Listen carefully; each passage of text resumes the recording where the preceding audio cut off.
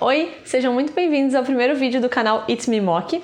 Eu sou a Mônica, eu trabalho com adestramento positivo e o objetivo desse canal é trazer mais conteúdo, mais informação sobre comportamento canino, bem-estar, treinamento no geral. Então, esse primeiro vídeo do canal vai ser sobre como os cães aprendem. E talvez você esteja se perguntando, quem é Mock? Mock é o meu primeiro cachorro, meu vira-lata caramelo, tá? Esse famoso tubo de patê. E talvez você esteja se perguntando, por que eu preciso saber disso? Que tema chato. E na verdade esse é um assunto bem importante, porque os cães estão aprendendo 24 horas por dia, 7 dias por semana.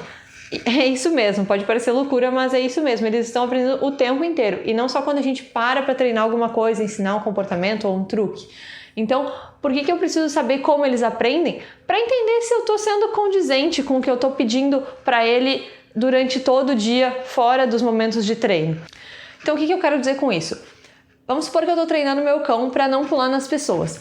E daí, na sessão de treino, nos momentos que eu estou ali ensinando o comportamento para ele, eu estou trabalhando essa questão, mas no resto do dia eu deixo que ele venha me fazer festa e pular em mim. Vocês conseguem ver que não é muito condizente, num momento ele não pode pular, mas no outro ele pode, não fica muito claro para o cachorro quando ele pode ou não pode fazer alguma coisa.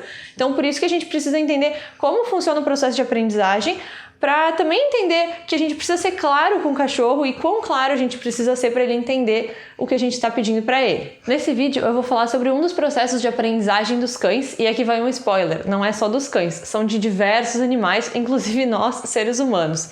Então a gente vai falar sobre aprendizagem associativa. Dentro da aprendizagem associativa, a gente fala sobre condicionamento clássico e sobre condicionamento operante. Então vou falar individualmente um pouquinho sobre cada um.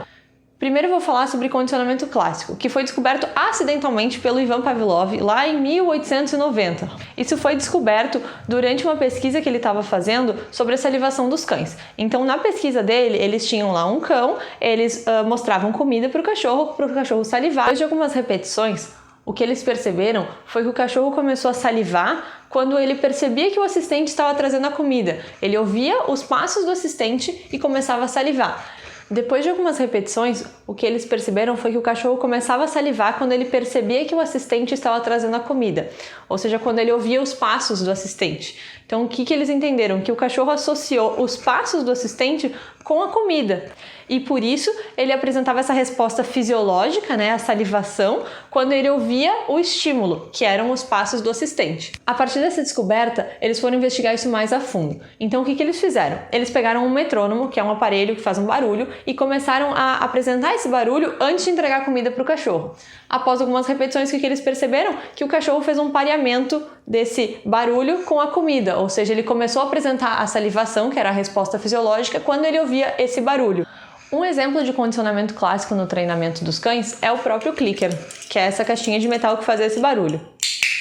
Então, como é que a gente usa isso no treinamento dos cães? A gente pareia esse som do clicker com comida, e daí o cachorro começa a entender que quando ele ouve esse barulho, a comida vem em seguida. A gente usa para ensinar novos comportamentos e basicamente o clicker é usado para marcar o momento exato que um comportamento adequado foi feito. A gente usa para ensinar novos comportamentos e basicamente o clicker é usado para marcar o momento exato que um comportamento adequado é feito. Mas isso é assunto para outro vídeo. Dentro da aprendizagem associativa, a gente também fala em condicionamento operante, que é atribuído ao B.F. Skinner. No condicionamento operante, a gente fala em comportamentos aprendidos por meio das consequências.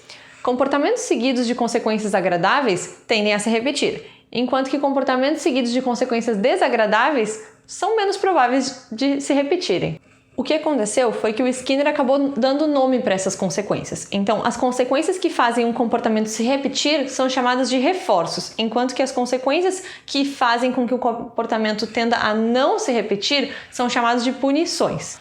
Mas não para por aí. A gente ainda divide os reforços e as punições em positivos e negativos. E positivo e negativo aqui não tem nada a ver com bom e ruim, tá? A gente interpreta matematicamente. Positivo, algo adicionado, um mais, e negativo, algo subtraído, removido. Então, um menos seria tirar alguma coisa.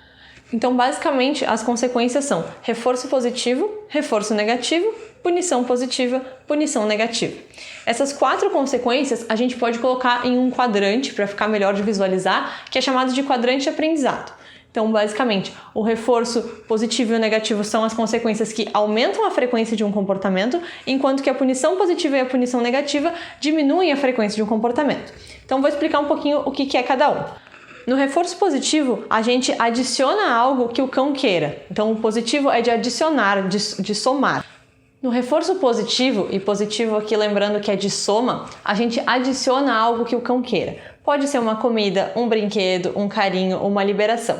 Então, um exemplo seria eu pedir um comportamento para o meu cão, então pedir um senta, e imediatamente após ele sentar, eu recompenso ele com um petisco. Esse comportamento está sendo reforçado, então a tendência é que ele ocorra novamente. O reforço negativo, e negativo aqui é de subtração, a gente vai estar removendo algo que esteja incomodando o cão. Então, um exemplo poderia ser um cachorro está no enforcador e o momento que ele puxa no enforcador, ele toma um tranco e o cachorro para de puxar para aliviar essa dor que está causando no pescoço dele, né, por causa do puxão no enforcador. Então, seria o alívio desse desconforto. Um exemplo de reforço negativo na nossa rotina seria o barulhinho do cinto de segurança quando a gente dá partida no carro. Então, quem nunca ligou o carro, esqueceu de colocar o cinto de segurança e ficou aquele barulhinho apitando, irritando a gente? Então, quando acontece isso, qual é a reação da maioria das pessoas? Pegar e colocar o cinto o mais rápido possível para parar aquele barulho. Então, a gente está aliviando um desconforto, tirando aquilo que está incomodando a gente. Esse é um comportamento que se mantém por reforço negativo. Então, agora que a gente falou de reforços, vamos falar sobre punições, que são aquelas consequências que fazem com que o comportamento diminua de frequência. Então, primeiro, a punição positiva, positivo de adicionar. Então, nesse caso, a gente estaria adicionando algo que gere desconforto para o cão, tá? Adicionando algo que cause um incômodo. Um exemplo seria um cachorro que usa uma coleira de choque. Quando ele faz alguma coisa que o tutor não gosta, o tutor vai lá e dá um choque, ou seja, está sendo introduzido algo desagradável, um incômodo, um desconforto para aquele cão. Então, isso seria uma punição positiva. Existem vários problemas em a gente usar punições positivas, mas esse é assunto para outro vídeo, eu não vou entrar em detalhes aqui. A próxima consequência é a punição negativa. Negativo, lembrando que é de subtrair. Então, a gente vai estar retirando algo que o cão quer. Então, por exemplo, o meu cachorro pula em mim, eu viro de costas para ele perder a atenção naquele momento, se for realmente a atenção que ele quer.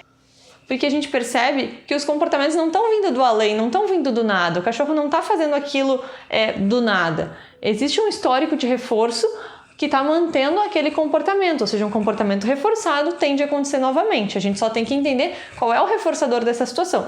E muitas vezes não é tão simples a gente enxergar isso. Por isso que é tão importante a gente ir aprendendo aos poucos sobre como esses processos funcionam para tentar ajudar os nossos cães da melhor forma possível. Então, pessoal, eu espero que vocês tenham gostado desse primeiro vídeo aqui do canal. Se tu curtiu, dá um like e já se inscreve no canal. E também já ativa o sininho para não perder nenhum dos vídeos incríveis que estão vindo por aí.